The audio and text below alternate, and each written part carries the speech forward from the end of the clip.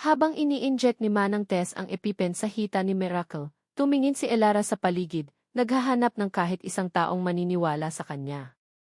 Ang ibang kasambahay ay nakayuko, takot makisali. Si Brenda ay nakatayo sa likod ni Renzo, ang mukha ay nagpapanggap na nag-aalala, ngunit sa mga mata nito, nakita ni Elara ang isang malamig na kislap ng tagumpay. At si Renzo ang mga mata nito ay puno ng pagkasuklam. Isang pagkasuklam na hindi niya kailanman inakalang makikita niyang nakatutok sa kanya. Wala kang puso, sabi ni Renzo, ang boses ay mahina ngunit puno ng kamandag. Isa kang ahas. Isang demonyo na nagpapanggap na anghel. Nagkamali ako sa'yo. Nagkamali akong isipin na iba ka. Sir, parang awa niyo na po maniwala po kayo sa akin. Pagmamakaawa ni Elara, ang mga luha ay malaya nang dumadaloy sa kanyang mga pisngi. Hinawakan niya ang braso nito. Marahas na iwinaksi ni Renzo ang kanyang kamay. Huwag mo akong hahawakan. Huwag mo nang hahawakan ang kahit sino sa pamilya ko. Lumabas ka sa pamamahay ko. Ngayon din. Ang utos na iyon ay mas masakit pa kaysa sa isang pisikal na pananakit. Tila binuhusan ng kumukulong tubig ang kanyang buong pagkatao. Ang hiya, ang sakit, ang kawalan ng katarungan ay sabay-sabay na sumakal sa kanya. Pero Sir D, hindi mo ba narinig? Umalis ka na, sigaw ni Renzo. Kunin mo ang mga basura mo at lumayas ka. Ayoko nang makita pa ang pagmumukha mo. Tumalikod si Elara, talunan. Ang bawat hakbang pabalik sa loob ng mansyon ay parang isang paglalakad sa ibabaw ng mga nagbabagang uling. Narinig niya ang pag-utos ni Renzo sa driver na ihanda ang sasakyan para dalhin si Miracle sa ospital. Narinig niya ang umiiyak na boses ni Brenda na nagsasabing, "Ako na ang sasama sa'yo, Renzo. I'm here for you." Pumasok siya sa kanyang silid, ang lugar na sa loob ng ilang linggo ay naging kanyang kanlungan. Ngayon, para itong isang kulungan na puno ng masasakit na alaala. Nanginginig ang kanyang mga kamay habang inilalagay niya ang kanyang ilang damit sa luma niyang bag. Ang mga kabibe na dinala niya mula sa La Union ay nakakalat sa ibabaw ng kanyang mesa. Ang mga munting piraso ng kanyang tahanan, mga simbolo ng pag-asa. Ngayon, para na lang silang mga bato na nagpapaalala sa kanyang kabiguan. Hindi niya kinuha ang mga ito. Ayaw na niya ng anumang bagay na magpapaalala sa kanya sa lugar na ito. Pagbaba niya, walang sinuman ang tumingin sa kanya. Para siyang isang multo, isang masamang espiritu na itinataboy palayo. Si Manang Tess lang ang sumunod sa kanya ng tingin, at sa mga mata ng matanda, nakita ni Elara ang isang kislap ng awa at pagdududa, hindi sa kanya, kundi sa nangyayari. Ngunit wala itong sinabi. Habang naglalakad siya sa mahabang pasilyo, patungo sa pinto, ang bawat larawan sa dingding, bawat mamahaling palamuti, ay tila nangungutya sa kanya. Ang ganda ng mansyon ay isa lamang panlabas na anyo, isang maskara para sa kalungkutan at kawalan ng tiwala na naninirahan sa loob nito. Nang buksan niya ang malaking pinto, ang sikat ng hapon ay tumama sa kanyang mukha. Nasilaw siya. Para siyang isang bilanggo na matagal nang hindi nakakita ng liwanag. Sa kanyang paghakbang palabas, isinara niya ang pinto sa likuran niya. Ang malakas na kalabog nito ay ang tunog ng pagsasara ng isang kabanata sa kanyang buhay. Isang kabanata na nagsimula sa pag-asa, ngunit nagtapos sa pinakamasakit na paraan. Nakatayo siya sa labas ng malaking gate, dala ang kanyang bag, hindi alam kung saan pupunta. Wala siyang pera. Wala siyang kakilala sa malaking syudad na ito. Ang tanging nararamdaman niya ay ang nakakamanhid na sakit sa kanyang dibdib. Tumingala siya sa langit. Bakit? Ano ang nagawa niyang mali?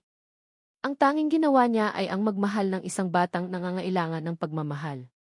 Ang tanging ginawa niya ay ang subukang buksan ang kanyang puso sa isang taong akala niya ay nasasaktan din. Kasabay ng pagtulo muli ng kanyang mga luha, narinig niya ang isang tunog na lalong dumurog sa kanyang puso. Ang tunog ng isang humaharurot na ambulansya. Hindi pala sasakyan ang ginamit nila. Ambulansya. Ganoon ba kalala ang nangyari kay Miracle? Napaluhod si Elara sa semento sa labas ng gate, ang kanyang katawan ay nanginginig sa pag-iyak.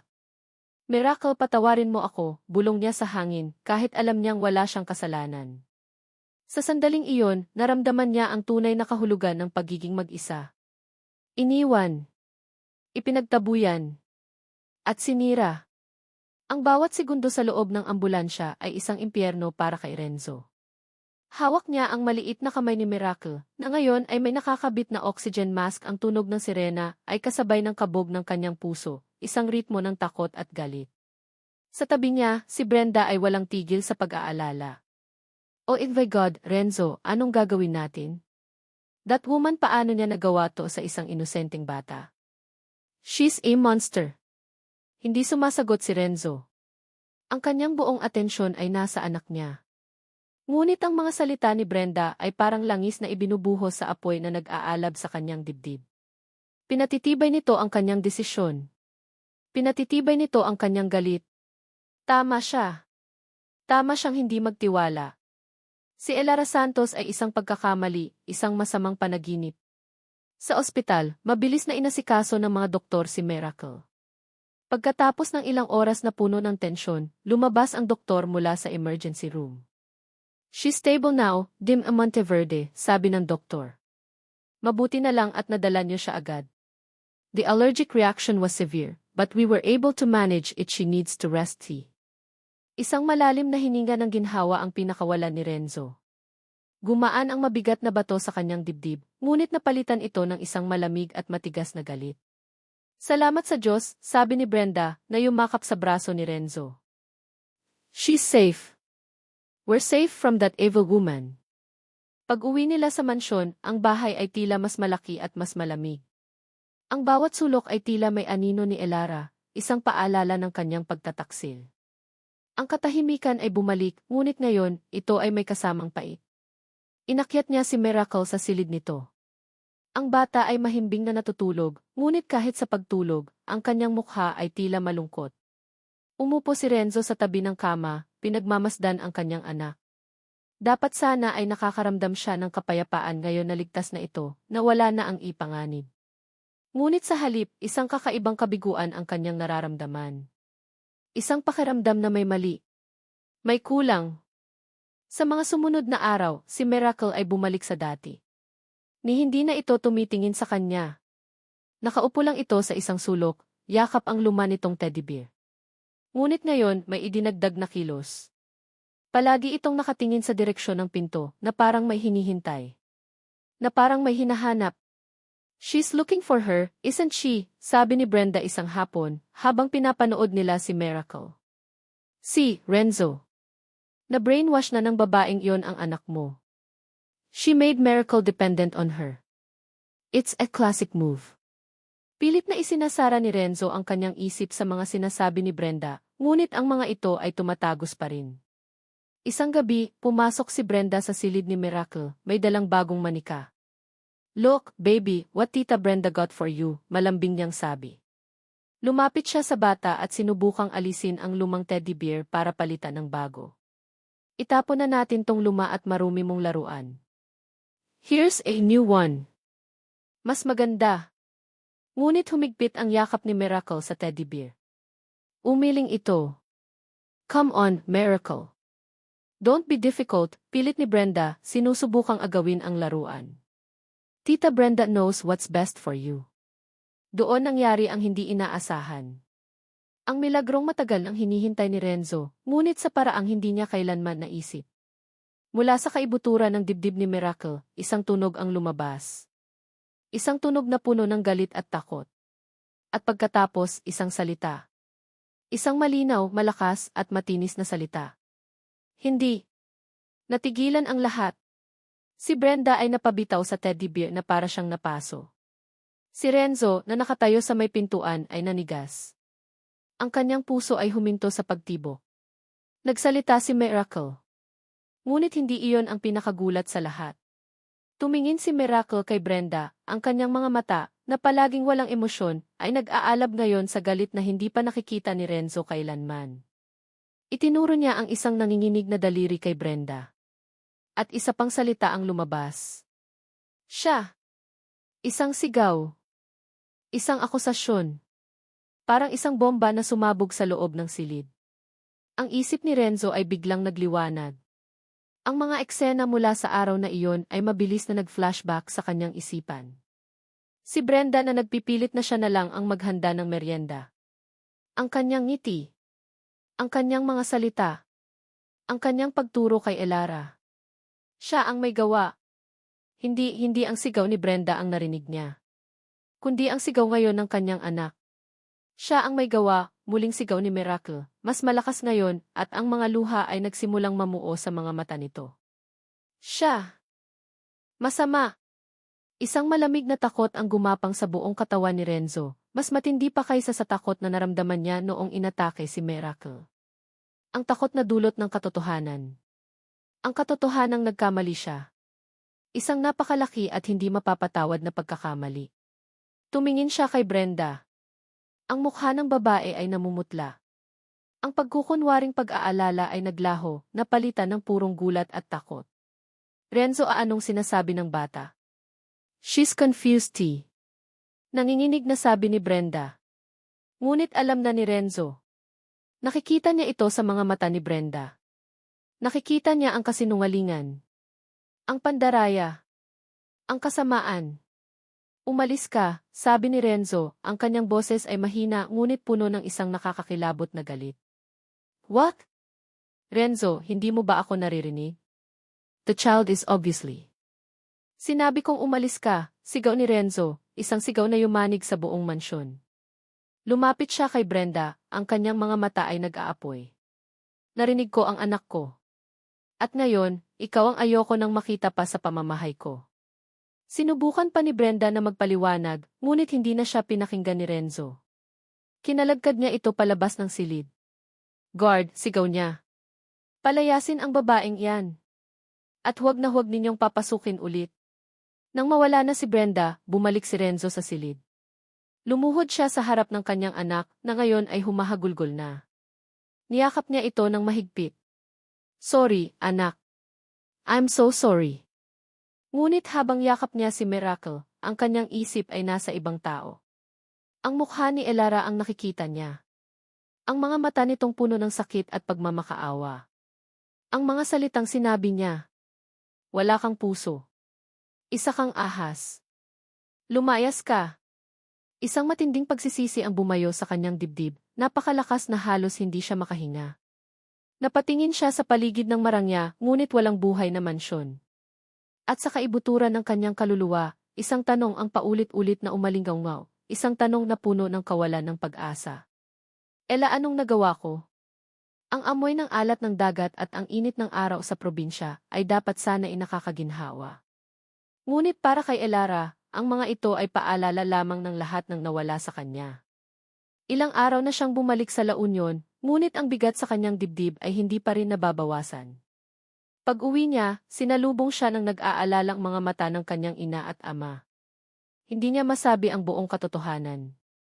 Paano niya sasabihin na pinalaya siya na parang isang magnanakaw? Na pinaratangan siya sa isang kasalanang hindi niya ginawa? Ang tanging sinabi niya ay hindi sila nagkasundo ng kanyang amo at umuwi na lang siya. Isang kasinungalingan na lasang apdo sa kanyang dila. Ang bawat araw ay isang pagsubok. Ang kanyang mga paa ay otomatikong naglalakad patungo sa dalampasigan, ang lugar na dati nagbibigay sa kanya ng kapayapaan.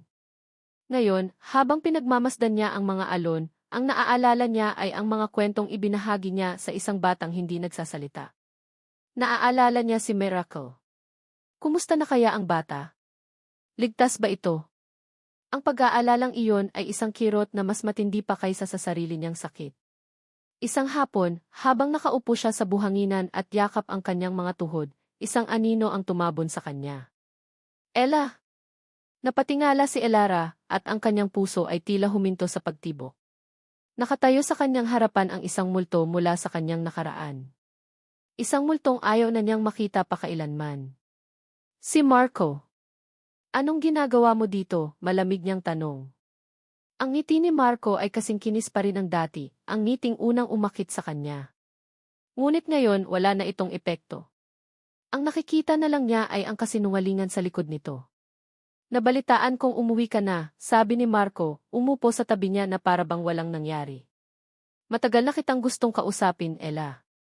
Gusto kong humingi ng tawad. Tumawa si Elara, isang tawang walang saya. Tawad? Marco, tinangay mo ang lahat ng ipon ng mga magulang ko. Ang perang pinaghirapan nila sa loob ng maraming taon. Tapos hihingi ka lang ng tawad? Alam ko, nagkamali ako, sabi ni Marco, ang kanyang boses ay puno ng pagsisisi, isang pagsisising alam ni Elara ay peke. Naloko rin ako ng business partner ko, Ella. Maniwala ka. Sa mga nakaraang buwan, ginawa ko ang lahat para mabawi ang pera. At heto, may kinuha siyang isang sobre mula sa kanyang likuran. Hindi pa ito lahat pero panimula. Gusto kong bumawi sa'yo, sa pamilya mo. Tinitigan ni Elara ang sobre. Isang bahagi niya, ang bahaging pagod na at sugatan, ay gustong maniwala. Gustong kumapit sa anumang hibla ng pag-asa. Napagod na siyang masaktan. Napagod na siyang mag-isa. Ang karanasan niya sa mansyon ng mga Monteverde ay lalong nagpalala sa kanyang sugat. Ipinakita nito sa kanya na kahit anong kabutihan ang gawin mo, sa huli, ang mga makapangyarihan pa rin ang mananalo. Ang mga tulad niya ay madali lang tapakan at itapon. Ella, miss na kita, pagpapatuloy ni Marco, sinusubukang abutin ang kanyang kamay. Bigyan mo ako ng isa pang pagkakataon. Tayong dalawa ulit. Aayusin natin ang lahat. Ang mga salitang iyon isa pang pagkakataon. Noong araw, iyon ang pinakamatamis na salita sa kanyang pandinig. Ngayon parang lason. Ngunit siya ay nasa pinakamababa niyang punto. Pakiramdam niya ay wala nang natitira sa kanya. Ang kanyang dignidad ay winasak ni Renzo Monteverde. Ang kanyang kumpiyansa sa sarili ay nawala. Marahil, ang pagbabalik sa pamilyar, kahit pa ito'y masakit, ay mas madali kaysa harapin ang hindi kilalang hinaharap. Nang akmang hahawakan na ni Marco ang kanyang kamay, at nang si Elara naman ay hindi na sigurado kung itutulak niya ito o hahayaan na lang, isang tunog ang pumutol sa kanilang sandali. Ang tunog ng isang mamahaling sasakyan na humihinto sa hindi kalayuan. Napalingon silang pareho. Mula sa isang makintab at itim na kotse, isang figura ang lumabas. Matangkad. Nakasuot ng mamahaling damit. At kahit malayo, kilalang-kilala ni Elara ang tindig na iyon. Ang hangin ay tila tumigil sa pag-ihip. Ang mga alon ay tila tumigil sa paghampas. Si Renzo Monteverde. Narito siya. Sa kanyang probinsya. Sa kanyang dalampasigan. Dahan-dahang naglakad si Renzo palapit sa kanila. Wala na itong suot na salamin. Ang kanyang mga mata, na dati nag-aalab sa galit, ay puno ngayon ng isang emosyong hindi pa nakikita ni Elara dati, isang halo ng pagsisisi, sakit, at pag-aalinlangan. Huminto siya ilang hakbang mula sa kanila. Ang kanyang tingin ay napunta sa kamay ni Marco na malapit sa kamay ni Elara. Nakita ni Elara ang bahagyang pagbabago sa ekspresyon ni Renzo, isang kislap ng sakit. Selos? Hindi niya masabi. Sino to, Ella? Tanong ni Marco, tumatayo, na parang isang asong nagbabantay sa kanyang teritoryo. Hindi sumagot si Elara. Nakatitig lang siya kay Renzo, ang lahat ng sakit at sama ng loob na pilit niyang ibinabaon ay muling umahon na parang isang tsunami. Kailangan kitang makausap, Elara, sabi ni Renzo, ang kanyang boses ay mahinahon, ngunit may bigat. Ang tingin niya ay para lamang kay Elara, na para bang wala si Marco doon. Wala na tayong dapat pag-usapan, malamig na sagot ni Elara, sa wakas ay nakahanap ng boses. Umalis ka na. Please, pagmamakaawa ni Renzo, isang salitang hindi inaasahan ni Elara na maririnig mula sa isang taong tulad niya. Magpapaliwanag ako. Tungkol sa lahat. Nang makita ni Renzo na hindi siya gumagalaw, napabaling ito kay Marco. Pwede mo ba kaming iwan? Tumawa si Marco. At sino ka para utusan ako? Teritoryo ko too. At kasama ko ang girlfriend ko.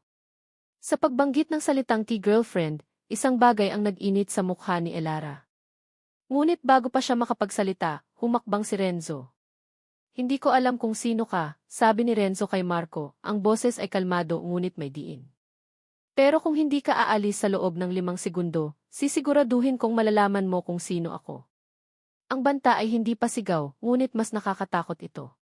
May isang aura ng kapangyarihan si Renzo na kahit si Marco ay tila nakaramdam. Nag-atubili si Marco, tumingin kay Elara, at pagkatapos ay kay Renzo. Sa huli, bumuntong hininga siya sa pagkainis. Babalikan kita, Ella, sabi niya bago tumalikod at umalis. Ngayon, silang dalawa na lang. Ang tunog lang ng mga alon ang maririnig. Nakatayo si Elara, handa nang tumakbo. Ayaw na niyang makinig. Ayaw na niyang masaktan. Ngunit humakbang si Renzo, ang kanyang mga mata ay puno ng pagmamakaawa. Ella, sabi niya, ang kanyang boses ay basag. Nagsalita si Miracle. Natigilan si Elara. Ang kanyang mga paa ay tila napako sa buhanginan. Ang lahat ng galit sa kanyang puso ay biglang natabunan ng isang matinding pag-aalala. Sinabi niya ang lahat. Sinabi niya ang totoo. Ang hangin sa dalampasigan ay may dalang alat at pagsisisi. Nakatayo si Renzo sa harap ni Elara, ang babaeng sinaktan niya ng lubusan, at pakiramdam niya ay mas hubad siya ngayon kaysa noong mga panahong nagpapanggap siyang bulag. Nagsalita si Miracle. Nakita niya ang epekto ng kanyang mga salita.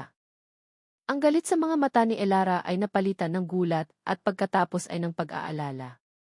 Kahit sa kabila ng lahat, ang kapakanan pa rin ng kanyang anak ang unang pumasok sa isipan nito. Ang realisasyong iyon ay isa na namang sundang na bumaon sa kanyang puso. Sinabi niya ang totoo, pagpapatuloy ni Renzo, ang kanyang boses ay nanginginig. Itinuro niya si Brenda. Si Brenda ang may gawa ng lahat. Tumingin si Elara sa kanya, ang kanyang mga mata ay naghahanap ng kasagutan, puno ng sakit. Hindi ito nagsalita. Hinintay lang siya. At alam ni Renzo na karapatan nitong marinig ang lahat. Hindi lang ang kalahati. Hindi lang ang parte na magpapagaan sa kanyang konsensya. Ang buong pangit at masakit na katotohanan. Huminga siya ng malalim, inihahanda ang sarili sa pinakamahirap na gagawin niya sa kanyang buhay. Ang pag-amin sa kanyang mga kasalanan. Patawarin mo ako, Ella, simula niya. Patawarin mo ako sa lahat ng sinabi ko. Sa lahat ng ginawa ko. Walang kapatawaran ang ginawa ko sa iyo. Nabulag ako ng galit at takot. Nabulag? Isang mapait na ngiti ang sumilay sa labi ni Elara. Ang unang salitang binitawan nito ay puno ng pangungutya. Kailan ka pa ba hindi naging bulag, Sir Renzo? Ang tanong na iyon ay tumama sa kanya ng diretsyo. Alam na nito.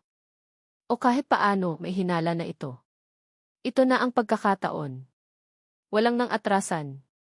Hindi lang ako nabulag ng galit, sabi ni Renzo, ang kanyang boses ay halos isang bulong. Tinitigan niya ito ng diretsyo sa mata, pinipilit ang sarili na huwag umiwas. Ella, hindi ako bulag. Ang pag-amin ay lumabas sa kanyang bibig na parang isang sumpa. Nakita niya ang bahagyang panlalaki ng mga mata ni Elara. Kahit na may hinala na ito, iba pa rin ang marinig ang kumpirmasyon. Ang bigat ng kasinungalingan ay tuluyang bumagsak sa pagitan nilang dalawa. Mula sa simula, pag-amin niya, ramdam ang pait sa kanyang dila. Mula sa araw na pumasok ka sa pamamahay ko, nagsisinungaling na ako. Umiling si Elara, na para bang hindi niya kayang tanggapin ang kanyang naririnig. Bakit? Ito na ang tanong na nagkakahalaga ng lahat. Kinailangan niyang ipaliwanag, hindi para bigyan ng dahilan ang kanyang ginawa, kundi para kahit paano'y maintindihan nito ang ugat ng kanyang siraulong desisyon. Ang asawa ko si Lara namatay siya sa isang car accident. Ang driver na nagmamaneho ay ang taong pinagkakatiwalaan ko ng buong buhay. Itinuring ko siyang pangalawang ama. Lasing siya nang mangyari ang aksidente. Lihim. Walang nakakaalam. Nalaman ko lang pagkatapos ng lahat. Ang mga alaala ay bumalik, sariwa pa rin na parang kahapon lang nangyari. Ang sakit. Ang pagtataksil. Ang taong iyon ang sumira sa pamilya ko, Ella. Ang tiwala ko, dinurog niya. Mula noon, ipinangako ko sa sarili ko na hindi na ako muling magtitiwala. Lalo na kung ang kaligtasan ni Miracle ang nakasalalay. Kaya't ginawa ko ang plano. Ang pagpapanggap. Ito lang ang naisip kong paraan para makahanap ng isang taong tunay, isang taong hindi ako lolokohin. Napayo ko siya, hindi na makatingin kay Elara. Ang hiya ay bumabalot sa kanya. At dumating ka. Iba ka sa lahat. Bawat araw, pinapatunayan mong mali ako. Bawat araw, ginigiba mo ang mga pader na itinayo ko. Nagsimula akong umasa. Nagsimula akong maniwala ulit. At iyon ang kinatakutan ko. Kaya sinaktan mo ako. Ang boses ni Elara ay basag na. Dahil natakot ka, ginamit mo ako, Renzo. Ginamit mo ang kabaitan ko bilang isang pagsubok. Pinanood mo ako na parang isang daga sa loob ng isang laboratorio. Hindi. Anong hindi? Sigaw ni Elara, ang lahat ng sakit ay lumalabas na. Pinaniwala mo akong lahat. Ang awa ko sa'yo, ang pag-aalala ko, ang lahat. Lahat yon, pinanood mo lang pala. Pinagtatawanan mo siguro ako sa likod ko. Tingnan niyo ang tangang probinsyanang ito, naniniwala sa lahat ng kasinungalingan ko. Hindi totoo yan, Ella. Kailanman, hindi kita pinagtawanan, giit ni Renzo, humakbang palapit. Huwag kang lalapit, sigaw ni Elara, umuurong. Ang mga luha ay bumabagsak na mula sa kanyang mga mata. Ang sakit, Renzo. Sobrang sakit. Akala ko, ang ginawa ni Marco ang pinakamasakit na. Pero mali pala ako. Ang sayo mas masahol pa. Dahil ang sayo, hindi lang pera ang kinuha mo. Kinuha mo ang dignidad ko. Kinuha mo ang tiwala ko sa sarili ko. Ang bawat salita ay isang latigo na humahagupit sa kanya. At lahat ng iyon ay totoo. Patawarin mo ako sa kasinungalingan ko. Sa sakit na idinulot ko, pagmamakaawa niya. Si Miracle nagsalita na siya, Ella. Ikaw ang hinahanap niya. Araw-araw, ikaw ang hinahanap niya. Iyon sana ang kanyang huling baraha. Ang pag-asang ang pagmamahal ni Elara para kay Miracle ay higit pa sa galit nito sa kanya. Ngunit mali siya. Umiling si Elara, ang mukha ay basang-basa ng luha. Ang pag-asa sa mga mata nito ay napalitan ng isang pinal na desisyon. Lahat-lahat pala ay isang kasinungalingan. Ang mga salitang iyon ay ang huling hatol. Isang katotohanang hindi niya matatakasan. Tumalikod si Elara. At sa pagkakataong ito, hindi lang ito simpleng pagtalikod. Tumakbo ito. Tumakbo ito palayo sa kanya, palayo sa lahat ng sakit, palayo sa lahat ng kasinungalingan. Pinanood lang siya ni Renzo, hindi makagalaw. Ang kanyang mga paa ay tila nakabaon sa buhanginan ng kanyang sariling mga kasalanan. Gusto niya itong habulin, ngunit ano pa ang sasabihin niya? Anong karapatan niya? Naiwan siyang mag-isa sa dalampasigan, kasama ang tunog ng mga alon at ang bigat ng isang pusong basag na basag. Ang pagtakbo ni Elara ay hindi tumigil sa dalampasigan. Tumakbo siya hanggang sa maubos ang kanyang hininga, hanggang sa ang kanyang mga binti ay manhid na sa pagod. Huminto lamang siya nang makarating sa kanilang maliit na bahay, kung saan sumubsob siya sa kanyang silid at doon ibinuhos ang lahat ng natitirang luha. Lahat ay isang kasinungalingan. Ang mga salitang iyon ay hindi lang tungkol kay Renzo. Tungkol din iyon sa kanya. Ang pagtakas niya mula kay Marco. Ang pagpapanggap niyang okay lang ang lahat sa harap ng kanyang pamilya. Ang pagpayag niyang maging biktima. Kinabukasan, paggising niya, may nagbago. Ang sakit ay naroon pa rin, isang mapurol na kirot sa kanyang dibdib. Ngunit ang pakiramdam ng kawalan ng pag-asa ay napalitan ng isang bagay na iba. Isang kislap ng galit. Ngunit hindi ito galit kay Renzo o kay Marco. Galit ito sa sarili niya. Hindi na muli, bulong niya sa sarili habang nakatingin sa kanyang refleksyon sa lumang salamin. Hindi na ako muling magpapakatanga. Hindi na ako muling magpapaapi. Nang hapong iyon, lumabas siya ng kanyang silid. Naabutan niya ang kanyang mga magulang sa sala, ang kanilang mga mukha ay puno ng pag-aalala. Anak, may problema ba? Tanong ng kanyang ina. May bumisita sa'yo kahapon. Isang mayamang lalaki mula sa Maynila. Huminga ng malalim si Elara. Oras na para ihinto ang pagsisinungaling. Naitay, simula niya, ang kanyang boses ay nanginginig sa simula ngunit unti-unting tumatatag. May kailangan po kayong malaman. Ikinuwento niya ang lahat. Hindi ang tungkol sa kasinungalingan ni Renzo, iyon ay sa kanila na lang dalawa, kundi ang tungkol sa maling paratang, ang masakit na pagpapaalis sa kanya. At higit sa lahat, ang tungkol sa kanyang pangarap na matagal na niyang ibinaon sa limot. Naaalala niyo po ba yung pangarap kong maging speech therapist? Tanong niya. Nagkatinginan ang kanyang mga magulang. Anak, akala namin ayaw mo na. Gusto ko pa rin po, sabi ni Elara, isang determinasyon ang nabubuo sa kanyang mga mata. Dahil kay Miracle, naaalala ko kung bakit ko gustong gawin yon. Gusto kong tulungan ang mga batang tulad niya. Gusto kong tulungan ang sarili ko. Ang pag-amin na iyon ay isang pagpapalaya. Sa unang pagkakataon sa loob ng mahabang panahon, naramdaman ni Elara na siya na muli ang maihawak sa kanyang buhay. Kinabukasan, gamit ang maliit na perang naipon niya, nag-enroll siya sa isang online course para sa mga prerequisite ng speech-language pathology. Ginugol niya ang kanyang mga araw sa pag-aaral, ang kanyang mga gabi sa pagtulong sa maliit na karinderya ng kanyang ina. Ang bawat pahina ng libro, bawat bagong kaalaman, ay isang hakbang palayo sa Elara na laging tumatakbo. Hindi na bumalik si Renzo. Isang bahagi niya ang nagpapasalamat doon. Ngunit isang gabi, isang malaking kahon ang dumating sa kanilang pintuan. Walang pangalan ng nagpadala. Nang buksan niya ito, nakita niya ang isang set ng mga pinakabago at pinakamahalagang libro tungkol sa speech therapy. Ang ilan sa mga ito ay mahirap hanapin kahit sa online. May kasama itong isang maliit na sobre. Sa loob, isang bank check na may halagang sapat para bayaran ang buong pag-aaral niya, at isang maikling sulat. Para sa pangarap mo. S.A.N. Tinitigan ni Elara ang check at ang mga libro. Gusto niyang magalit. Gusto niyang isipin na ito ay isang paraan para bilhin ang kanyang kapatawaran. Ngunit sa halip, ang naramdaman niya ay isang kakaibang pagtanggap. Hindi ito pagpapatawad, hindi pa. Ngunit isang pagkilala na marahil ang pagsisisi ng lalaki ay totoo. Itinabi niya ang check, ngunit ang mga libro ay niyakap niya. Gagamitin niya ang mga ito, hindi dahil galing kay Renzo, kundi dahil kailangan niya ang mga ito para sa kanyang pangarap. Isang gabi, habang nag-aaral siya, tumunog ang kanyang cellphone. Isang video call mula sa isang hindi pamilyar na numero. Nag-atubili siya, ngunit sinagot niya ito. Ang mukha ni Miracle ang lumitaw sa screen. Natigilan si Elara. Ang bata ay nasa kanyang silid, ngunit mas masigla ito ngayon. Tita Elai. Sabi ni Miracle, ang kanyang boses ay mahina pa rin ngunit malinaw. Ang puso ni Elara ay tila sasabog sa tuwa at pananabik. Miracle, nagsasalita ka na, mahal.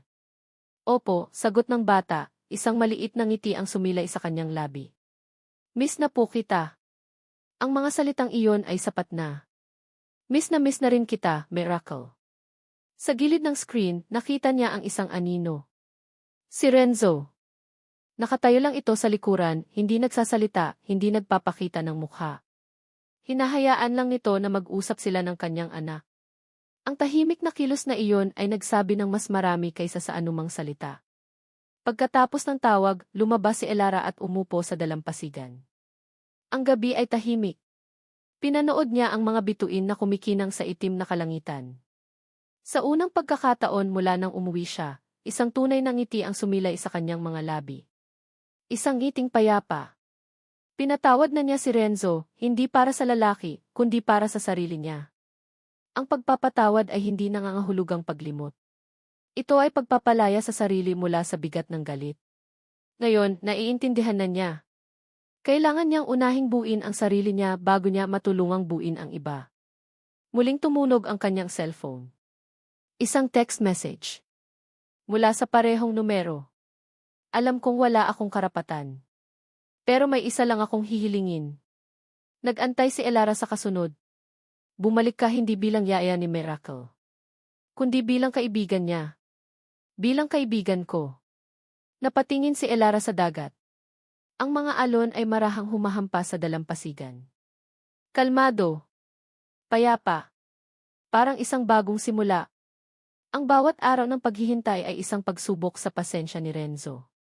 Pagkatapos niyang ipadala ang text message na iyon, hindi na siya umasa. Alam niyang napakalaki ng kanyang hinihiling.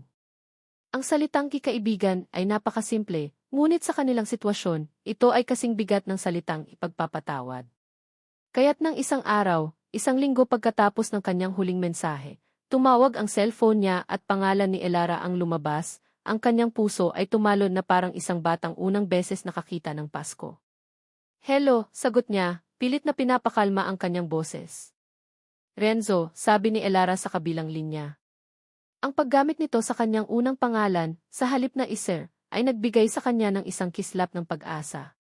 Babalik ako. Napapikit si Renzo, isang tahimik na pasasalamat ang namutawi sa kanyang mga labi.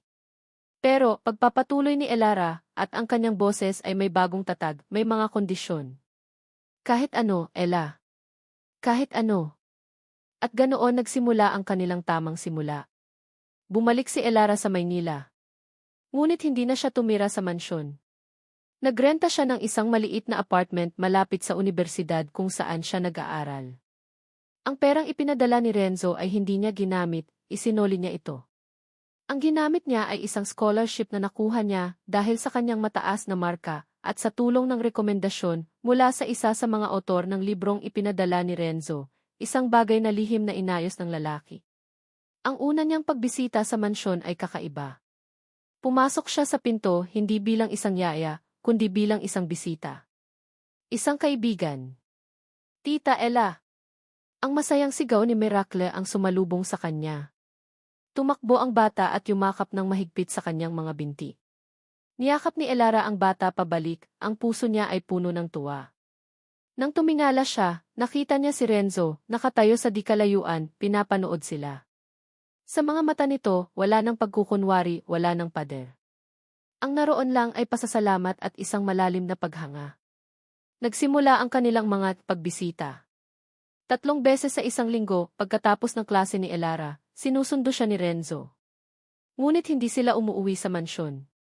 Sa halip, dinadala niya sila ni Miracle sa mga lugar na simple lang. Sa parke, kung saan sila kakain ng sorbetes habang pinapanood si Miracle na maglaro sa swing. Sa isang public library, kung saan sabay silang magbabasa ng mga libro. Sa isang simpleng karinderya, kung saan sila kakain ng pansit at siopao. Sa mga lugar na iyon, walang si na si Renzo Monteverde. Ang naroon lang ay si Renzo, isang ama. At si Elara, isang kaibigan. At si Miracle, isang masayang bata. Sa mga pag-uusap nila, unti-unti nilang binubuksan ang kanilang mga sarili. Nalaman ni Renzo ang tungkol sa panloloko ni Marco, ang sakit na idinulot nito sa pamilya ni Elara. At naintindihan niya kung bakit mas naging masakit ang kanyang sariling kasinungalingan. Pareho lang pala tayong nasaktan ng mga taong pinagkatiwalaan natin, sabi ni Renzo isang hapon habang nakaupo sila sa isang bench sa parke. Ang pagkakaiba lang ako, naging duwag. Nagtago ako sa likod ng kasinungalingan. Ikaw, mas matapang ka. Hinarap mo ang sakit at ginawa mo itong lakas. Tumingin si Elara sa kanya, at sa mga mata nito, nakita ni Renzo ang isang bagay na matagal na niyang hindi nakikita, isang kislap ng tunay na pagtingin. Habang lumilipas ang mga buwan, ang pagkakaibigan nila ay unti-unting lumalalim at nag-iibang anyo. Ang mga simpleng pag-uusap ay napapalitan ng mga makahulugang tinginan. Ang mga hindi sinasadyang pagdampi ng mga kamay ay nag-iiwan ng kuryenteng hindi na nila kayang ipagkaila. Nagsimulang sumama si Renzo sa mga therapy sessions ni Elara para kay Miracle. Pinapanood niya kung paano, sa pamamagitan ng pasensya at pagmamahal, tinutulungan ni Elara ang kanyang anak na bumuo ng kumpiyansa sa pagsasalita. Nakikita niya ang pasyon ni Elara, ang kinang sa mga mata nito kapag ginagawa ang bagay na mahal niya. At sa bawat araw na lumilipas, lalo siyang nahuhulog. Hindi na ito ang paghanga sa isang perpektong yaya. Ito ay pagmamahal para sa isang babaeng hindi perpekto, isang babaeng nasaktan at bumangon, isang babaeng may sariling mga pangarap at lakas. Isang gabi, pagkatapos ihatid si Miracle sa mansyon, hinatid niya si Elara sa apartment nito.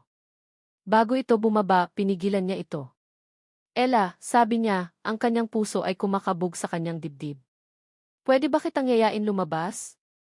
Isang totoong date. Hindi bilang kaibigan ni Miracle. Hindi bilang ama niya. Bilang ako. At ikaw. Ngumiti si Elara, isang ngiting matagal na niyang inaasam.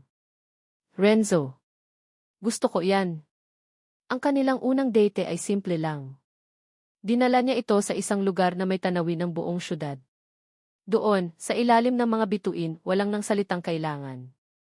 Hawak ang kanyang kamay, alam ni Renzo na handa na siya. Ilang linggo pagkatapos noon, dinala niya si Elara sa isang beach resort sa Batangas.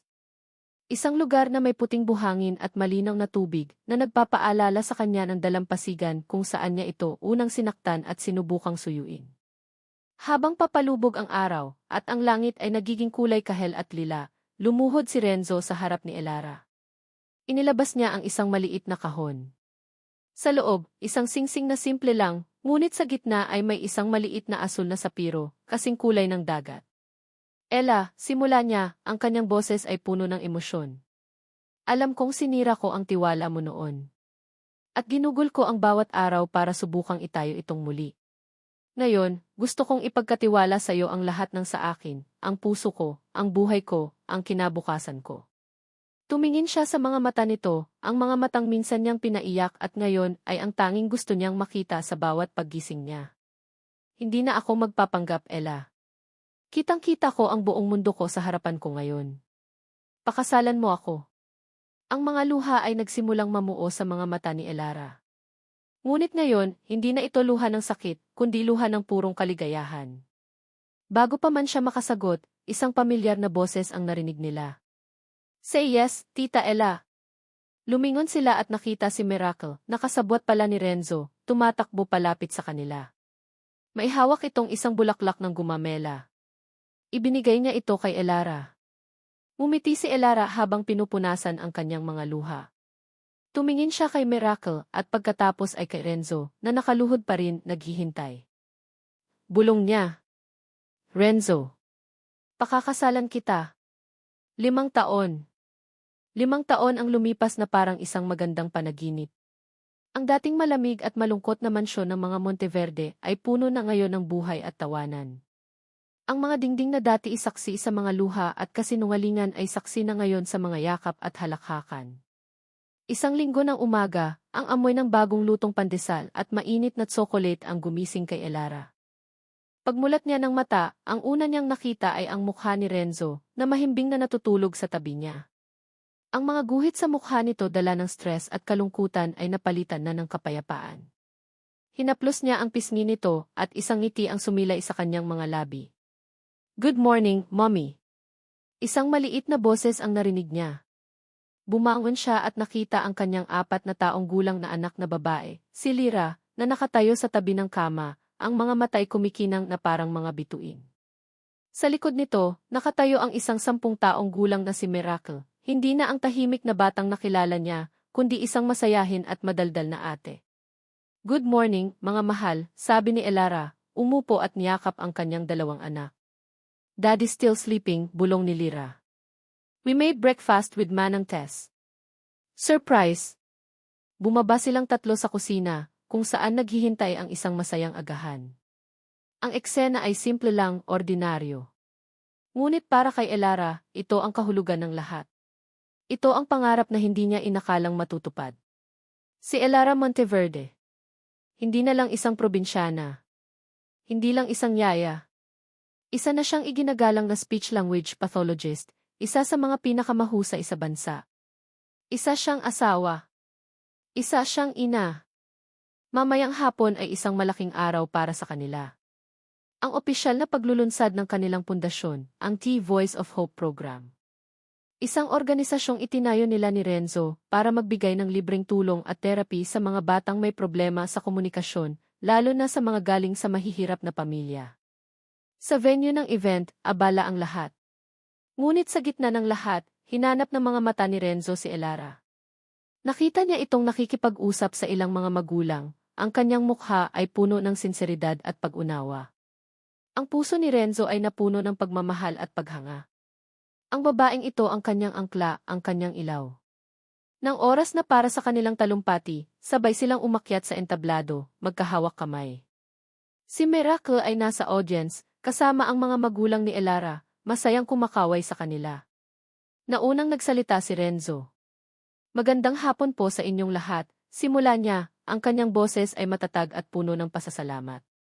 Marami sa inyo ang nakakakilala sa akin bilang isang businessman. Isang taong nabubuhay sa mundo ng mga numero at kita. Ngunit ang pinakamahalagang aral na natutunan ko sa buhay ay hindi galing sa boardroom. Ito ay galing sa katahimikan. Tumingin siya kay Elara at pagkatapos ay kay Miracle sa audience. Natutunan kong sa gitna ng pinakamatinding katahimikan, doon mo maririnig ang pinakamalakas na tinig. Ang tinig ng pag-asa. Ang tinig ng pagmamahal. At ang tinig ng pangalawang pagkakataon. Huminga siya ng malalim bago magpatuloy, ang kanyang tingin ay bumalik kay Elara. Ngunit ang pinakadakilang aral ay itinuro sa akin ng aking asawa. Ngumiti siya, isang ngiting para lamang kay Elara. Itinuro niya sa akin na ang pinakamalinaw na mga mata ay hindi ang mga matang nakakakita sa lahat ng bagay. kundi ang pusong nakakakita sa katotohanan. At itinuro niya sa akin na ang tunay na lakas ay hindi nasusukat sa kung gaano kakatayog, kundi sa kung paano ka bumangon sa bawat pagbagsak. Nagpalakpakan ang mga tao. Pagkatapos ay si Elara na ang nagsalita. Ang kanyang boses ay kalmado, ngunit may bigat, bawat salita ay galing sa puso. Ang bawat bata ay may boses, sabi niya. Ang ilan, kailangan lang ng tulong para mahanap ito. Ang pundasyong ito ay hindi lang tungkol sa pagsasalita. Ito ay tungkol sa pakikinig. Sa pag-unawa. Sa pagbibigay ng isang ligtas na lugar kung saan ang bawat bata ay mararamdaman na sila ay mahalaga, na ang kanilang kwento ay mahalaga. Pagkatapos ng event, habang pinapanood nila ang mga batang masayang naglalaro sa hardin, ang ilan sa kanila ay mga unang benepisyaryo ng kanilang programa, tumayo sila sa isang balkonahe, tanaw ang papalubog na araw. Niyakap ni Renzo si Elara mula sa likuran, ipinatong ang kanyang baba sa balikat nito. Salamat sa pagdating mo sa buhay ko, bulong ni Renzo. Humarap si Elara sa kanya, hinaplos ang kanyang pisngi. Salamat sa paghahanap mo sa akin. Hindi na kita bibitawan pa. Pangako yan. Alam ko. Hindi na nila kailangan ng maraming salita. Ang kanilang mga puso ay nag-uusap sa isang lengguwaheng sila lang ang nakakaintindi. Ang kanilang kwento ay nagsimula sa isang kasinungalingan, sa isang pagpapanggap. Ngunit natapos ito sa pinakatotoong uri ng pag-ibig, isang pag-ibig na binuo mula sa mga basag na piraso, pinatibay ng pagpapatawad, at pinatunayan ng mga gawang puno ng kabutihan. Habang ang araw ay tuluyang lumubog sa kanluran, ang kanilang mga kamay ay nanatiling magkahawak, mahigpit at sigurado. Isang simbolo ng isang pag-ibig na nakahanap ng sarili nitong tinig sa gitna ng katahimikan. Isang pag-ibig na nagpapatunay na sa huli, ang pag-asa ay palaging mas malakas kaysa sa takot. At dito nagtatapos ang kwento ni Renzo at Elara. Isang taos-pusong pasasalamat sa inyo, aming mga minamahal na tagapakinig, sa pagsama sa amin sa bawat kabanata ng kanilang paglalakbay. Mula sa mga pader ng isang tahimik na mansyon hanggang sa dalampasigan ng La Union, at pabalik sa isang buhay na puno ng pag-asa, naging karangalan namin ang ibahagi sa inyo ang kanilang kwento. Habang isinusulat namin ang bawat salita, naramdaman namin ang sakit ng pagtataksil, ang kilig ng isang namumuong pag-ibig, ang pait ng pagsisisi, at ang tamis ng pagpapatawad. Nais naming iparating sa pamamagitan ni Renzo at Elara ang isang simpleng mensahe, na ang pag-ibig ay hindi palaging perpekto. Ito ay magulo, minsan masakit, ngunit ito rin ay isang makapangyarihang puwersa na kayang maghilom, magpatawad, at magtayo muli. Naway maging paalala ang kanilang kwento na lahat tayo ay may kakayahang bumangon mula sa ating mga pagkakamali at bigyan ang ating mga sarili at ang iba ng pangalawang pagkakataon. Sana'y napangiti, napaiyak at napaibig namin kayo. Ang inyong patuloy na suporta ang nagbibigay sa amin ng inspirasyon upang lumikha pa ng maraming kwentong tatatak sa inyong mga puso. Hanggang sa muli nating pagkikita sa susunod na kwento. Ano ang pinakapaborito ninyong bahagi? Iwan niyo lang ang inyong komento sa ibaba. Gusto naming marinig ang inyong mga saloobin. Maraming salamat po.